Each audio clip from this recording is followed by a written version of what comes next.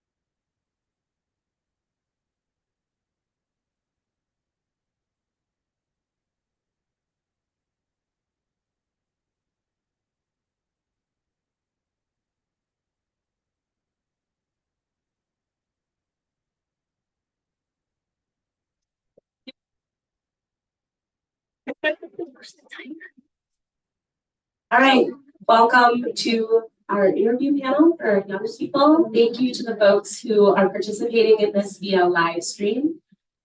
We're going to get started.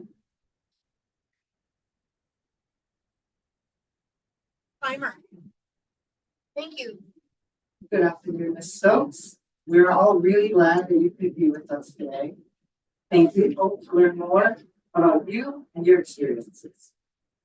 Hope to ask approximately questions within the next 30 minutes. So please plan for approximately 4 to 5 minutes for each question.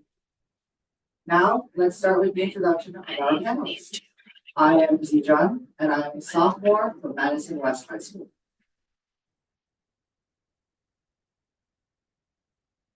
I'm from Belleville, North Carolina.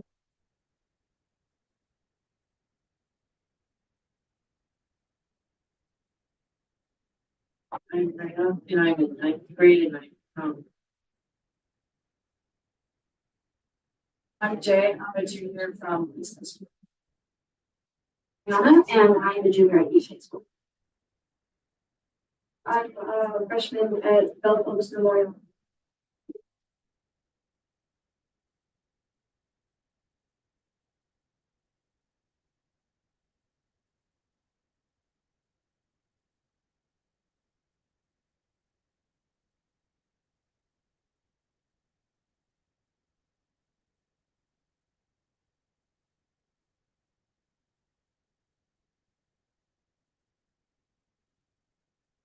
Brandon, and I'm a sophomore at West High School. My name is Zeke, and I'm a freshman at fall. I'm a junior at Madison West High School.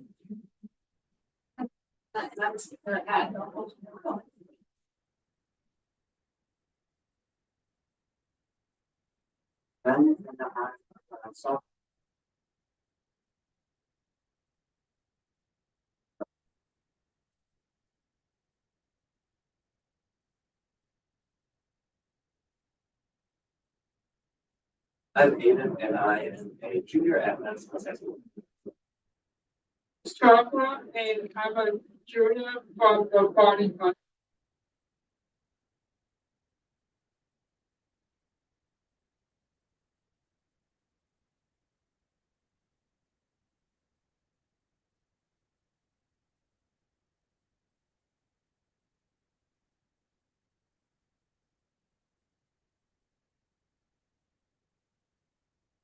Would you like to move to the first question?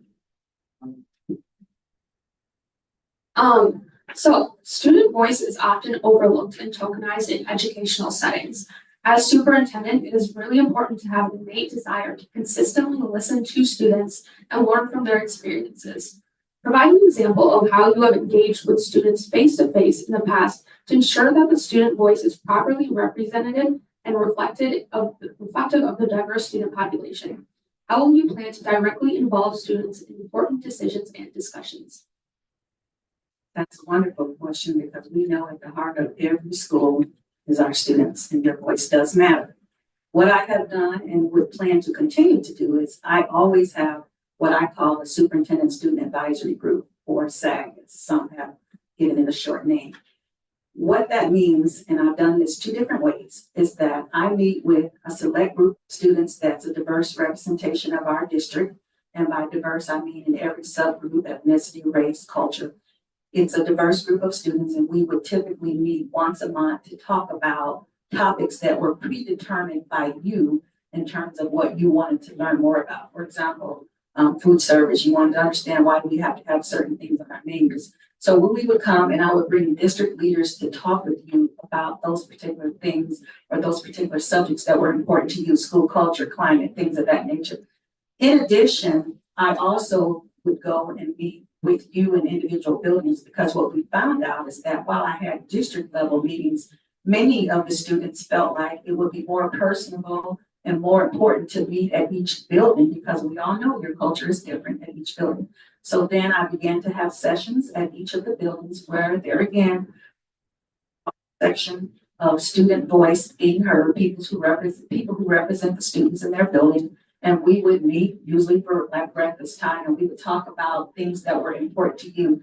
And it's not a bright session. It's really a session where we could listen and come up with ways. You guys are so bright to come up with ways that we could increase activity or resources in our buildings. For example, one of the things that we talked about in having these building-based meetings was that just in certain hallway routes or ways that you go around and like, oh, I just avoid that area. Nobody can get through at that area at that time. We would talk about things that were really important to you, and you helped us come up with ways to make life in the school more manageable. Another example I will give you is lunch. We talked about why you eat or don't eat lunch at certain times, and why don't we have certain offerings? We would have food service talk about the rules. There are federal guidelines around food and things of that nature, but we were able to create menus and ways to make the lines go faster based on information you gave us, so that it was more meaningful for you and that you get the food to nourish your body so that you can learn.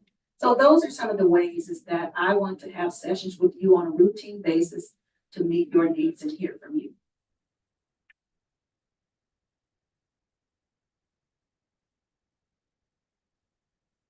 Thank you very much for your response.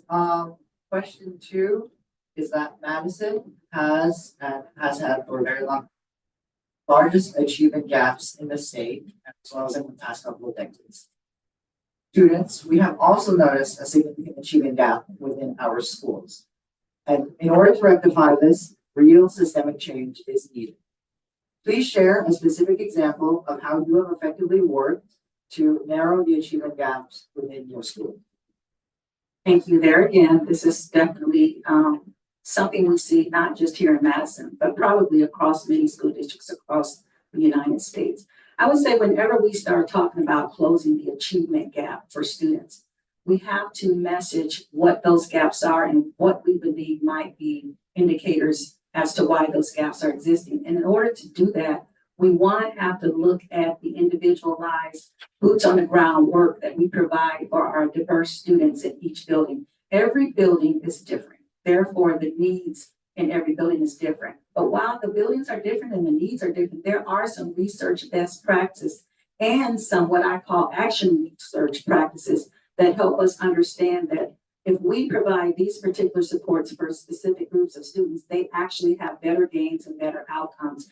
Many of you know that in my background, I've been a director of special education, or what we call exceptional learners, and I've also been a teacher for students with exceptional needs. To be honest, exceptional needs runs across the gamut of all our students. You don't have to be identified as a student with exceptional learning needs, or a student who's an English language learner, or a student who's considered gifted or advanced. The reality is that there are good instructional practices that support our students. But what it means is that we have to go into each building, look at the whites of the eyes. Who are our students? What are their needs? What are we learning? We need to collaborate with our community, with our parents, and with you to talk about how can we move you from this level of proficiency to another level. Now, we all know there are state requirements around what we expect at each grade level. But we want to know what it takes for you to catch up, keep up, and move up when it comes to your learning. And who better than to tell us that is you? We also know that there are cultural norms that help you better understand subject matter. So we want to hear from you. What are some ways that we can engage you in the learning? I hear from students all the time talk about, oh, well, it's just not exciting to me. It's not interesting. Well, there are many ways we can teach you standards, but if you can give us ways that are more interesting to you, you'll be more vested, as long as we are actually supporting you in all your varied needs. So that entails also having supports around mental health, supports around behavioral concerns, helping you regulate your emotions. All of those things play into you being a good steward of your time. But it's not only your responsibility. We are charged as leaders with helping you. And we are charged with leaders as also making sure your parents understand ways that we can collaboratively support you.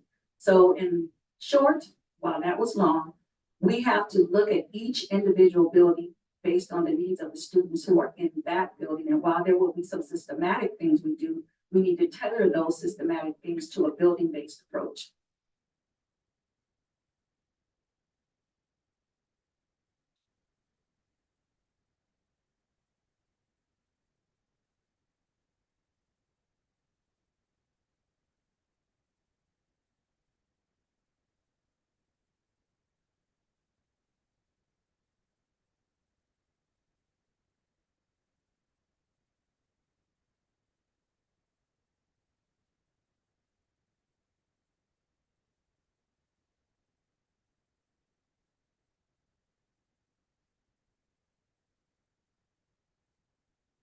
So question 3 says, in order to build an effective representation, superintendent would have to bridge racial, cultural, political, and economic divides.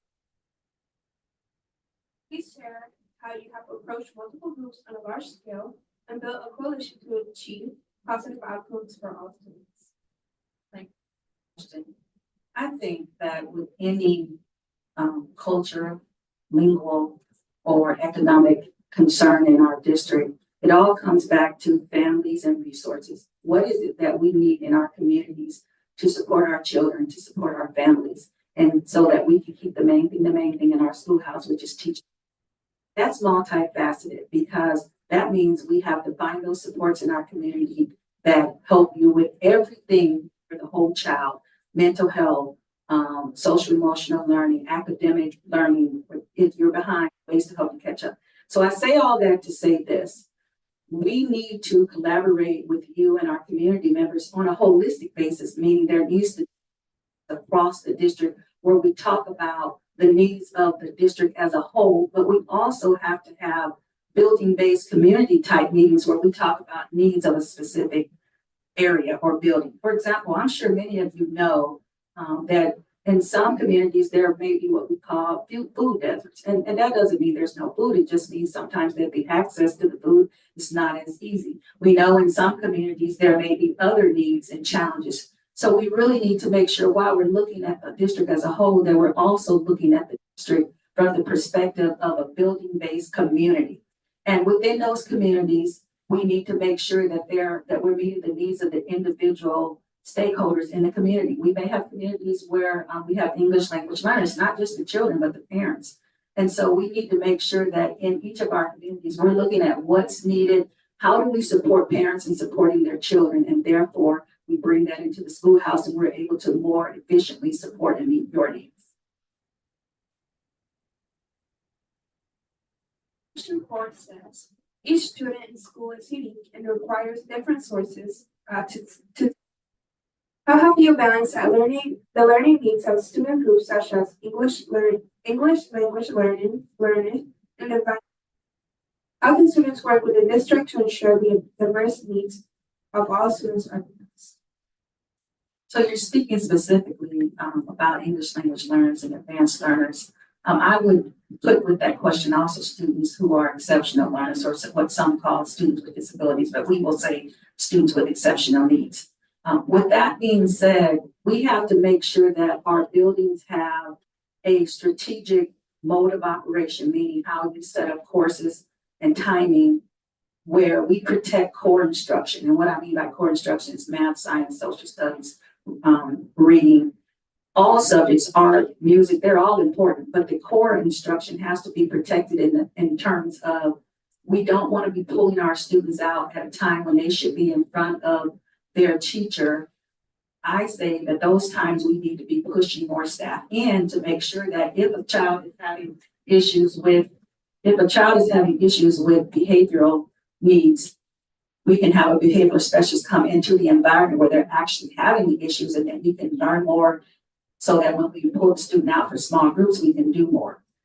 To help our students who are English language learners specifically, we need to make sure that, like our WIDA, our world-class instructional design and assessments, make sure not just our teachers, but that our building leaders and our parents, make sure they understand what do we mean when we talk about work that's acceptable at a certain proficiency level. If a child has a level 1 experience with English, the English language, their level at 5 is different. So while we don't want to change the standards, we do know that what we accept as meaningful work for a particular standard can look different based on how a child is experiencing the English language. So there are many ways that we need to look into supporting our students, and that is one way, is to protect our core time by pushing supports in versus pulling kids out. But then beyond the core times, you always want to have sessions and processes and procedures where students can go receive counseling services and supports if they need them, where they can have more time with boots on the ground, work around supporting their individual needs. And I spoke specifically to English language learners because that's what your question asked. But I do want to say this is the same thing with our students who have special needs. We don't want to be pulling them out during core time. We want teachers or support staff to push in, but then there are some non-core times where we pull them out so they can have one or small group or more time with the teacher who specializes in exceptional learning needs. Can I say a question for my time?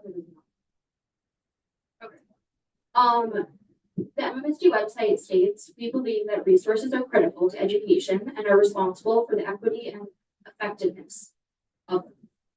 As the 2022-2023 school year, in the 4-year high school plan, the district has a graduation rate of 93% when it comes to neurotypical and able-bodied students, but a 63% rate when it comes to disabled students or students with IEPs. That's a 15% decline. Given that the district believes, that all resources such as IEPs, 504, adaptive curriculum, building accessibility, etc., are critical for an effective and equitable education, how do you plan to improve that graduation rate, as well as enforce disability and accessibility protocols? So there again, I do need to ask you one question. Are you talking about a 4-year graduation rate? Okay. 4-year, not this. Okay, all right, because we do know that students who have individualized The education 21 program, program, yeah. yes, that they can stay longer. Yes. They'll choose. From what I know, that program's worked out pretty well. So my focus is the 4-year plan. Okay. What I would say is there again, we need to have access and opportunity for all of our students to be able to receive the credits that they need to go on to graduation. And if we find situations, and trust me, there are those situations, if we find situations where students have done their absolute best and they're meeting the indicators, we need to make sure that there are processes and procedures, sometimes we call them waivers, for students to be able to graduate. If not, if we can't meet the needs of graduation pathways for our students based on legislative laws, then we need to rally our legislators, and I have no problem with doing that, to talk about the fact that while we set a bar high and we want everybody to reach that bar, there are some realistic reasons for why some students may need extra time, or why some of our students have alternative routes, but can demonstrate that they are proficient and ready to graduate. And it may not always be through an assessment or a test or what have you, but we want to make sure that we're erring on the safety of our children and that they contribute to their school environment, evidence and information. Now, having said that, they have to have access and opportunity to rigorous course offerings. They have to, because if you don't do that, you're never gonna even have a chance to be able to meet the required needs for graduation. We need to have alternative methods for students to be able to be supported. It could be in the evening time. I've been in school districts where we had school that's in the evening time, because for some of our students, they're able to actually contribute more in the evening than they are in the daytime. It could be medication related or what have you. So we just need to think outside the box and don't think of school as the traditional way that we've always thought of it, 9 to 5 or 8 to 4. But what is it that we really need to do to support the needs of our learners and diverse needs. So that's how I would do that.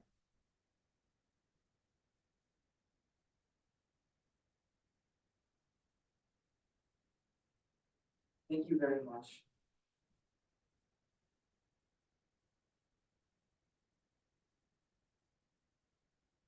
Aiden, are you talking? Yes. Okay. I can't hear you, but I can't hear you. You got the one. Yes. So Madison is an exceptionally diverse place with a. As a leader, please share a time when you were faced with a hard ethical decision with pressures from multiple sides. Okay. How did you navigate the situation? What was the outcome? And looking back, what would you have done differently? Put me in the hot seat with that question. How about that?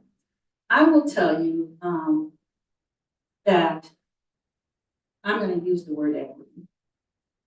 In many districts, we talk about equity. And I think that if I were to ask each of you around this table, what does equity mean to you, you probably would all come up with a different answer. So what I would say is that there's been a time where I've been in districts where they quote unquote said that they either didn't understand equity or equity from their perspective was not quote unquote fair, that it should be equality. And so what I did, how I helped the situation was to go out and talk about what does it mean when we talk about equity. And I would give examples. For example, I would say, let's think about equity in the cafeteria. We all like to eat, right? And we all need to eat. So let's think about equity in the cafeteria. If peanut butter and jelly is what's on the menu, and that's the only thing that's on the menu, but I have a peanut allergy, does that mean then that I can't eat? Equality would say that, well, peanut butter and jelly is on the menu, you gotta eat. But equity would say, that's not nourishing to my body. In fact, it hurts my body. Therefore, I need something different than a peanut butter and jelly sandwich. Give me a bologna sandwich, or give me a salad or something like that. That's equity played out in the cafeteria. I'll give you another example. I remember having a conversation with a gentleman who talked about he didn't believe in equity. He felt like, you're giving people unfair advantages or things of that nature. And I explained, well, we all experience equity on a day-to-day basis. For example, I said, you have glasses on your face, take your glasses off. He looked at me. And then when I explained to him, now put your glasses back on. Equity says that you need glasses because you need to be able to experience the world through a view where you can actually see what's going on. I didn't have on glasses because at the time I did not need glasses. And when I was able to explain to him that equity is not this scary taboo word, equity is really just about making sure that we give children or making sure that we give anybody what they need to be successful. And then I was better able to explain that.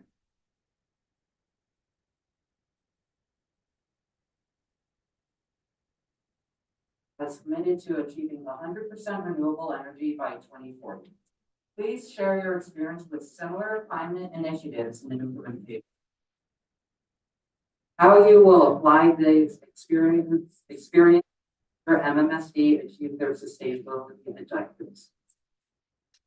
So that's a great question. And I know you all are passionate about sustainability. I've watched some of your board meetings where I saw some of the students out talking about that. What I will tell you is that in districts that I've been in, we've always had energy managers who monitor our energy use in our buildings. We put out solar panels in various districts where we are able to toxins into the community, if you will. We've had, and most of you are familiar with this, I've been in districts where we've had single streamline recycling programs where each building has a way to recycle. And in some of those buildings where they were actually able to get money, we've been able to recycle and do better for our earth. We've had partnerships like with Duke and Power Energy, where students compete to create streamlined processes of how they would solve a problem that's related to energy conservation. We have our AP environmental classes, and I'm sure you probably have some of these as well, where we take on real life situations and we talk about how we could do better with energy and management of energy. And, in our buildings, we've had teams of students. Wonder what you do. Those students who, they're like the energy patrols, they make sure that the lights are off, the overhead projectors, you know, they draw a lot of energy, right? Where we have times and switches for things to go off. So I've worked in various districts where we've done a lot of things. I would want to come into Madison and first of all, listen to you, talk to you, find out what's important to you. What are you already doing? And how can I get in and help and support? I realize that some things, there's always money behind some things, but I think where there's a will, there's a way, and that collaboratively we can work together. You are the future, and if energy is important to you, it should be important to all of us.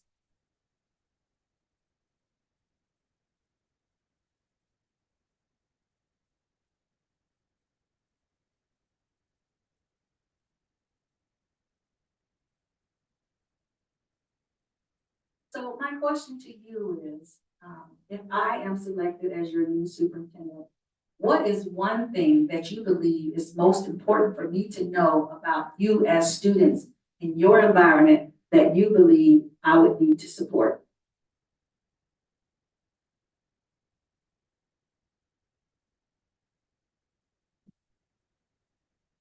Does anybody else want to answer? If not, I can take it away. Thank you, yeah, Trevor over here wants to answer.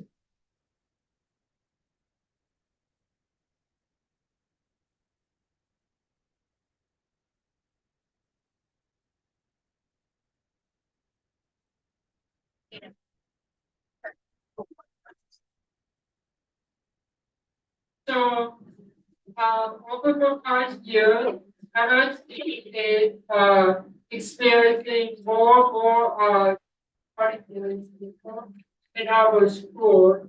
And there's no like resources for them to have like accessible interpreters. How accessible the interpreters and So I've had to do that before. In my past, I've been a director of exceptional learning, so a director of students with special needs.